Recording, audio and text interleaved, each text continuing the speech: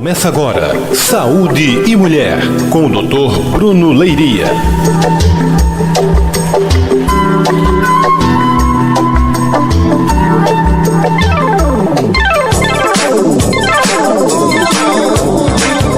Muito bom dia, Dr. Bruno. A sua convidada, muito bom dia também, que eu acabei de esquecer o nome da doutora. Doutora Marise. Isso, Marise. Mas vamos fazer o seguinte, vou deixar a palavra com vocês para mais um Sábado Show. Seja bem-vindo e muito obrigado pela parceria de sempre. E está também de parabéns aqui conosco. Mais um ano, né? Mais um ano. Vamos caminhando, né? Sábado Show fazendo 2 anos e o programa Saúde e Mulher recentemente fez um. Fez um ano, né? Fez um ano, e né? Voou, né, doutor? Foi rápido demais. À vontade. Bom dia a todos, mais uma vez, é muito bom estar com vocês no sábado, 7 horas da manhã, isso eu sempre friso, porque não é um horário muito legal, é um horário um pouco ingrato, né? 7 horas da manhã. Um pós-festa, né? Exatamente. E um pós-semana árdua de trabalho. A gente tem que agradecer aqui a presença de doutora Marise Lima, que se dispôs a sair de casa também essa hora da manhã para expor e falar um pouco sobre a síndrome dos ovários policísticos. Tá? Então, assim, eu vou abrir um preâmbulo um pouco antes da gente dar a palavra à doutora Marise, certo? Vou usar até como um pequeno exemplo. Bom, o que é síndrome dos ovários policísticos? Bem, você que tem sua menstruação regular, que menstrua todo mês certinho, que já engravidou ou não, certo? E que vai fazer seu exame de rotina, faz um ultrassom e aparece um resultado: ovários micropolicísticos. Você está ou não está com a síndrome dos ovários policísticos? Bem, não precisa sair correndo para o consultório de um médico desesperado achando que você está com a síndrome dos ovários policísticos. Porque uma coisa é você ter a síndrome dos ovários policísticos, outra coisa é você ter um ultrassom com ovário apresentando micropolicistos. Então eu vou passar aqui a palavra à doutora Marise, que é endocrinologista, a professora da Faculdade Federal de Caruaru, professora da Faculdade da Católica, tá? A médica endocrinologista, como eu falei, com consultório em Boa Viagem, consultório no Cabo, e ela veio aqui falar um pouco sobre isso e nos alimentar com um pouco mais de orientação. Bom dia, doutora. Bom dia, muito obrigada pelo convite. De forma nenhuma é ruim para mim vir no sábado de manhã para dividir um pouquinho de conhecimento com as pessoas que estão ansiosas para entender o que está acontecendo. O fato de vocês terem me convidado, eu queria explicar para as pessoas que a síndrome dos ovários policísticos, ela não é uma doença que é prioritária nem do endocrinologista nem do ginecologista. A gente divide esses pacientes pelo seguinte motivo: além da menstruação nessa síndrome vir de forma irregular, foi descoberto que também as mulheres que têm ovário policístico têm mais chances de ter diabetes, de ter obesidade. E é por conta disso que a gente trabalha em parceria, o ginecologista e o endocrinologista, para tratar bem tratado essas pacientes. Com certeza. Então, doutora, aquelas pacientes que vêm com ultrassom, simplesmente um ultrassom, ela não tem queixa nenhuma com relação à obesidade, aumento de pelos no corpo, um aumento de acne, uma irregularidade do ciclo menstrual ou uma dificuldade de engravidar. Ela tem ou não tem ovário policístico? A gente costuma usar um grupo de critérios que foram estabelecidos em 2003. Houve um consenso, porque todo mundo ficava na dúvida: é ovário policístico? É a síndrome do ovário policístico? E se observou que não era simplesmente ter muitos cistos no ovário para a gente dizer que a síndrome iria se desenvolver. Precisavam de mais características. Dentre essas características, é importantíssimo e é fundamental que essa paciente ela apresente sintomas de elevação dos hormônios que a gente chama de andrógenos. Esses hormônios são hormônios masculinos, que na mulher eles deveriam estar num valor pequenininho. E para essas pacientes, a gente observou que elas têm características de hormônios masculinos. Como você citou muito bem, elas têm acne mais do que o normal, ela tem muito pelo em regiões que são mais masculinas, além das outras características que você citou. Então precisaria não apenas de uma imagem na ultrassonografia, elas precisariam ter características de excesso de hormônio masculino e disfunções menstruais. O que é isso? É uma menstruação que vem pouco, não vem, falha várias vezes. Então, para a gente dizer que tem a síndrome, precisa que ela se enquadre dentro dessas características. Ela precisa, na verdade, ter 2 dessas 3 que eu citei. Dentre as 3, seria o aspecto ultrassonográfico, né? No caso, a pessoa tem uma ultrassonografia que mostra esse aspecto, ovários micropolicísticos, sintomas de disfunção menstrual, seria a segunda característica, que é a menstruação que vem pouco, que falha. E a terceira característica, sintomas de excesso de hormônio masculino. Então, se ela tiver 2 dessas 3, ela já se enquadra como ovário policístico. E aí vem uma coisa interessante, Bruno, porque pode ser que na ultrassom não apareça nada e mesmo assim ela ainda se classifica como síndrome dos ovários policísticos. E me diga uma coisa, com respeito à dosagem dos hormônios, já que a gente está citando aqui que existem uma irregularidade de produção de hormônio, porque diferente do homem, a mulher ela produz tanto hormônio feminino como hormônio masculino também. Não fiquem espantadas não. É normal toda mulher produzir um pouco de hormônio masculino. Agora é um pouco, como a doutora mesmo comentou. Se você está produzindo um pouco mais de hormônio masculino que o normal para uma mulher, ou então você acaba desenvolvendo alguns sinais de caracterização mais masculina, tipo aumento de espinhas, aumento de pelos no corpo. E esse excesso de hormônio masculino que às vezes algumas mulheres podem produzir também vai gerar irregularidade da menstruação e também vai gerar, às vezes, uma dificuldade de engravidar. Às vezes a mulher fica meses sem menstruar, ou então é um quadro muito sugestivo. Uma menina que desde quando começou a menstruar não menstrua todo mês certinho. Ela passa às vezes 6 meses sem menstruar e às vezes quando a menstruação aparece, não é menstruação num fluxo muito abundante, tá? Não, vamos deixar aqui um outro detalhe. As meninas quando começam a menstruar, normalmente entre 10 a 12 anos, elas normalmente vão apresentar uma menstruação irregular, por causa que o corpo está começando a funcionar, o ciclo menstrual está começando a menstruar. Ou então não é para ninguém ficar preocupado achando que porque a menina menstruou com 11 anos e depois só foi menstruar 6 meses depois que ela está com algum problema. Isso é uma coisa completamente normal. É uma coisa chamada imaturidade do sistema que regula o fluxo e o ciclo menstrual, que normalmente vai se organizando num prazo de 2 a 3 anos, certo? Então isso aí não é para ninguém ficar preocupado porque sua filha com 11 anos menstruou e parou de menstruar e depois veio uma menstruação e depois passou mais 3, 4 meses para vir outra. Isso é uma coisa normal.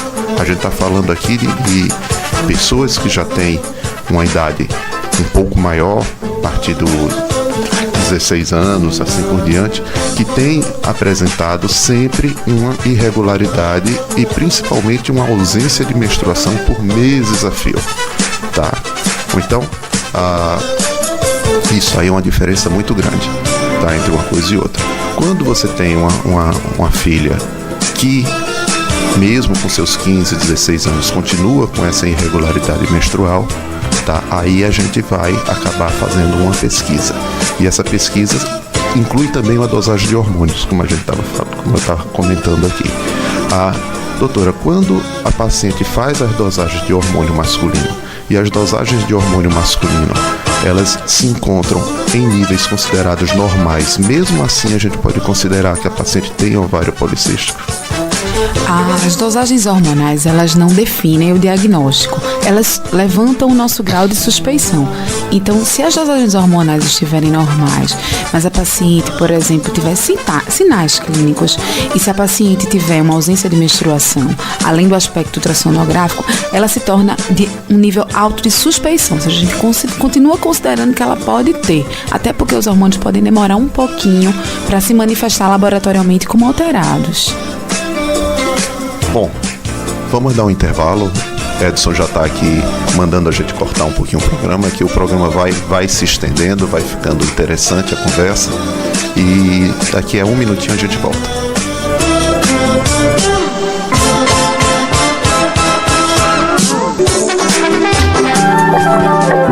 Saúde e Mulher. Nova FM. Você ouve a Nova FM 106,3. Nova FM. Saúde e Mulher.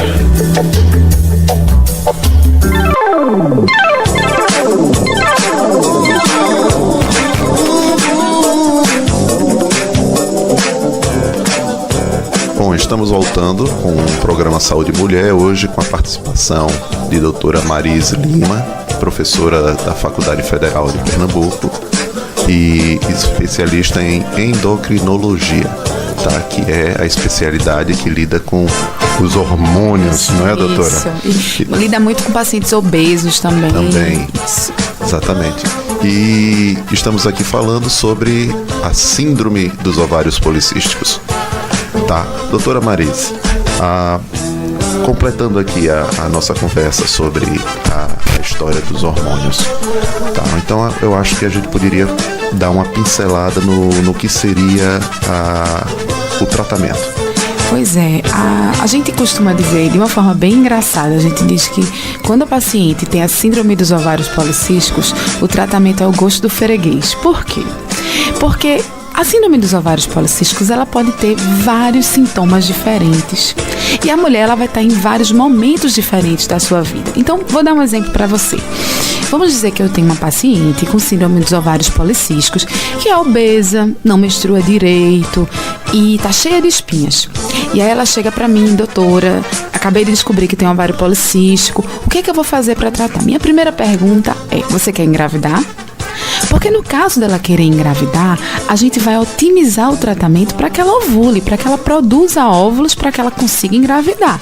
E aí, nesse caso, algumas medicações para perder peso ela não pode fazer, algumas medicações para acne ela não pode fazer. Se por outro lado ela disser, não quero engravidar, agora o que eu quero é emagrecer, então a gente vai dar anticoncepcional, que é para ela conseguir menstruar certinho todo mês, e a gente vai entrar num tratamento que vai otimizar a perda de peso. Quando a gente consegue fazer um tratamento que contemple todos os fatores que ela quer e consiga fazer com que ela perca peso, menstrue regularmente, a gente fica bem satisfeito. Mas algumas vezes, infelizmente, o paciente não segue a dieta que a gente orienta, a gente pede para praticar atividade física, a paciente não pratica, aí ela continua gordinha, sem menstruar e sem fertilidade. Então é importante que a gente defina. Vamos definir o que é prioridade para ti hoje. Vamos melhorar a tua fertilidade? Sim. Então vamos estimular que você ovule. Por outro lado, vamos tentar fazer com que você perca peso, porque a gente sabe, né, Bruno, que muitas pacientes, quando perdem ali 10% do peso, uma paciente, por exemplo, de 100 quilos, ela perde 10 quilos, ela vai a 90, a fertilidade dela já começa a melhorar, ela já começa a menstruar um pouquinho melhor. Então existem medidas que são medidas gerais, dentre elas essa correção do peso, essa melhora na alimentação, prática de atividade física, que já faz muita diferença. E sem contar com os múltiplos tratamentos medicamentosos que a gente ainda pode lançar mão também. Inclusive, como a doutora mesmo ressaltou, o tecido gorduroso ele também interfere, tá, de forma ruim para a menstruação e para a ovulação. Porque é no tecido gorduroso que também é produzido um pouco de hormônio. É, exatamente. Tá, então assim, é incrível, né? Toda vez que a gente faz um programa, começa a debater alguma coisa, sempre chega a obesidade também como um fator, não desencadeante, mas um fator para piorar a situação. Tá? Todo programa nosso a gente bate nesse mesmo detalhe, obesidade. E, infelizmente, a gente teve, inclusive, um programa recente que a gente estava falando de cirurgia bariátrica, e o Dr. Hélio Calabria, que foi quem estava aqui falando, ele disse que, estatisticamente falando, existe uma previsão para, nos próximos 10 anos, 30% da população brasileira já se encontrar no quadro de obeso. Obeso mórbido, na obeso verdade. Mórbido, porque exatamente. Hoje a gente já tem 60% de pessoas que já têm um peso alterado. Então, a pessoa vai ter, a partir de sobrepeso, que já é um pouquinho de peso alterado, até obeso já tem 60%. Ou seja, a maior parte da população está fora de forma. 30% a gente espera daqui a alguns anos que sejam obesos mórbidos. Porque obeso a gente já tem quase 50% em algumas regiões. Então, tem aumentado bastante a obesidade. E junto com a obesidade, a gente está descobrindo uma nova medicina. Porque a obesidade está abrindo para a gente estatísticas que há 30 anos atrás a gente não tinha. Estatísticas de aumento de câncer, aumento de infarto, que já era esperado, aumento de disfunções ovarianas, como a gente está conversando hoje, a gente estava comentando, por exemplo, no caso da síndrome dos ovários policísticos. Então, a obesidade é doença. Obesidade não é uma coisa que a gente brinca, fulano tá gordinho, como ele fica engraçado, né? Fulano gordinho, bonitinho. Não, obeso é coisa séria. Obesidade é uma doença e precisa ser muito bem tratada. E no caso do ovário policístico, aproximadamente 60% das pacientes que têm ovário policístico têm também alteração no peso corporal. Então, é uma coisa muito importante para a gente considerar, né, Bruno? Exatamente. Então, sempre lembrar, vida saudável já é um sinônimo de saúde. Não é? E dentro da vida saudável entra a alimentação saudável e algum tipo de atividade física, que é importante. Hoje em dia ninguém faz nada. Hoje em dia a gente todos nós somos sedentários. E também as crianças cada vez mais estão se encontrando num quadro de obesidade infantil precoce. Porque as crianças não fazem nenhum tipo de atividade que faziam antes. Hoje em dia a brincadeira da criança é ficar com um smartphone na mão, ou no videogame, WhatsApp, ou no Facebook, ou no videogame.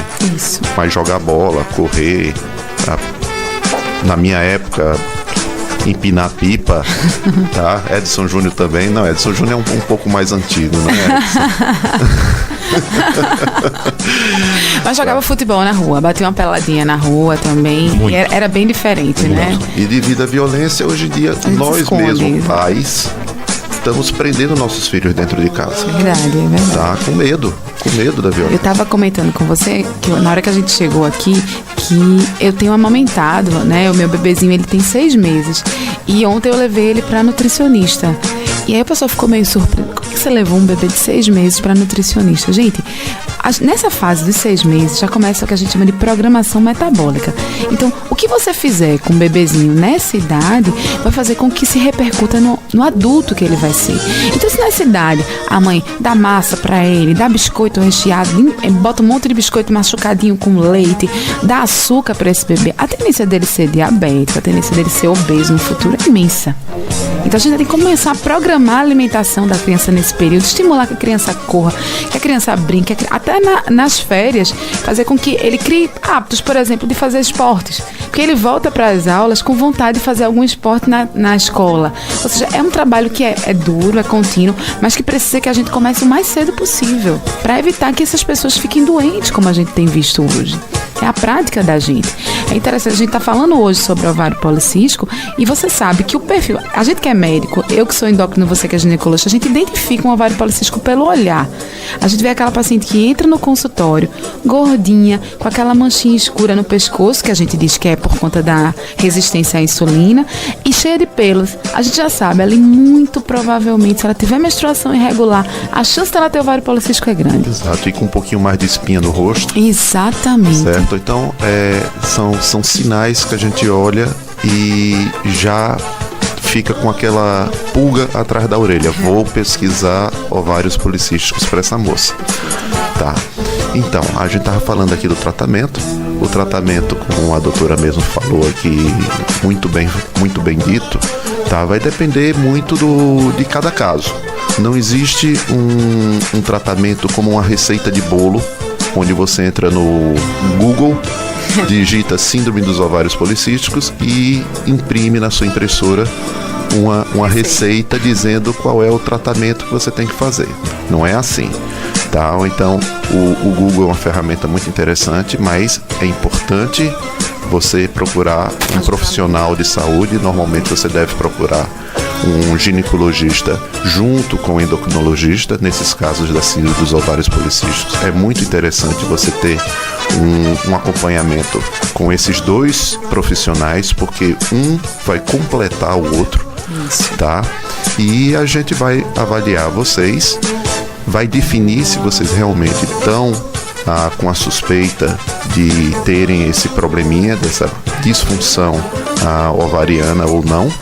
E a partir de então a gente vai traçar o tratamento para vocês, que pode inclusive incluir um dermatologista também na jogada, tá? Vai depender muito do quadro de cada uma. Então, às vezes você chega e se depara com uma pessoa no consultório que não tem nenhum desses sinais. Ela chega simplesmente, doutor, eu não menstruo direito. E você olha, ela não é obesa, não tem muito excesso de pelo, não tem muito acne.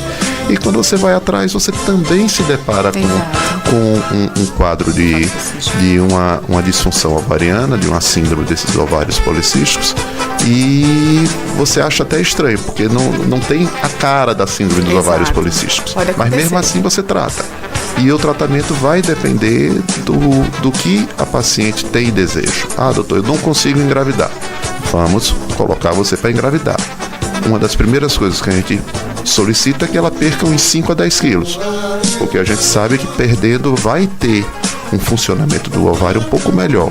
Ou então as medicações que a gente vai passar para vocês vai funcionar melhor.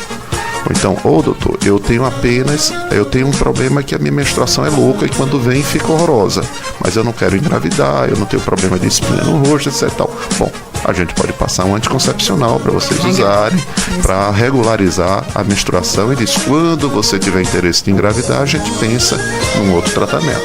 Exato. Certo?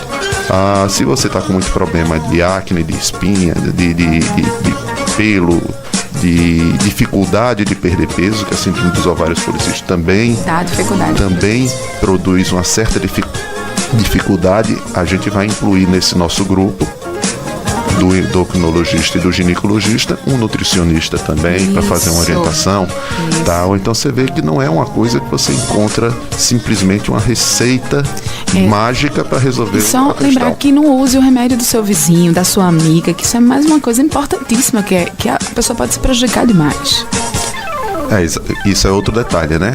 Nada de usar aquela receita que é automedicação, não é? Ou então, nada de usar uma medicação que outra pessoa está tomando porque acha que vai resolver, porque resolveu com ela. Não é assim. Ou então procure o profissional de saúde.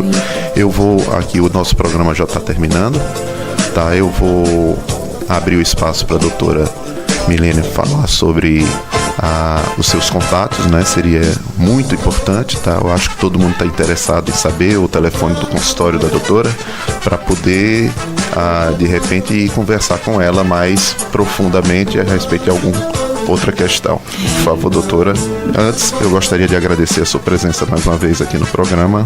Foi muito bom tê-la aqui. Esperamos que você tenha gostado também e que você retorne em outro sábado aí, às 7 horas da manhã aqui, para falar sobre alguma outra coisa. Agora que eu descobri o endereço, pode chamar que eu venho. Então, quem quiser procurar, primeiro, muito obrigada também, né? Obrigada pela oportunidade. É sempre muito bom dividir isso com vocês, os conhecimentos, e com as pessoas que estão ouvindo e que precisam de informação. Quem precisar falar comigo, com a doutora Marise Lima, endocrinologista, eu tenho rede social. Então, eu estou no Facebook, Marise Lima, endocrinologista. Estou no Instagram, @MariseEndócrino. Quem tiver Instagram, me adiciona lá, tem bastante dica lá, é bem interessante. E quem quiser informação sobre consultório, eu atendo em Recife, no Cabo e em Caruaru. O telefone para contato é o 988289868. Repetindo, 988289868. Obrigada. Bom, mais uma vez agradeço a todos a estarem aí nos ouvindo. Tá, mandar um abraço para Mariângela, ainda não pôde vir para o programa, tá, mas em breve estaremos com ela de novo aqui. E um bom sábado para vocês. Eu vou passar a palavra a Edson Júnior, que teremos ainda aí o sábado entrevista. Daqui a pouquinho. Show. Isso. Tá, bom dia. Obrigado, doutor.